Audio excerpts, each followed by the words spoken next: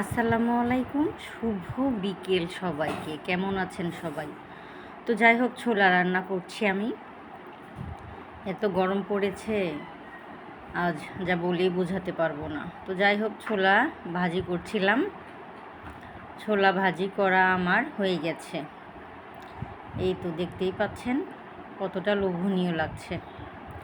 তো যাই হোক, আজ গরম, আমার গাছের লেবু উঠিয়েছিলাম, সেই লেবু চিপে দিলাম। গাছের ধনেপাতা ছিল, পেঁয়াজ, হালকা লবণ, তেল, এগুলো দিয়ে মুড়ি মাখিয়ে নিয়েছি। মাখিয়ে নেওয়ার পর মনে হলো যে লেবু কুচি করে খেলে বেশি টেস্ট হয়। পরে আমি আবার লেবু কুচি করে দিয়েছি। তো যাই হোক, এই যে এগুলো হচ্ছে আমার গাছের লেবু। এগুলো দিয়ে এই গরমে 1 গ্লাস মধু দিয়ে শরবত করে খেলে সত্যিই অতুলনীয় লাগে। তো দেখতেই পাচ্ছেন, আমি এখন এর ভিতরে 1 চামচ মধু মাখিয়ে খাবো। তো মধু মিশিয়ে নিলাম। আজ ভীষণ গরম পড়েছে, তো ভাবলাম আমি মধু মাখিয়ে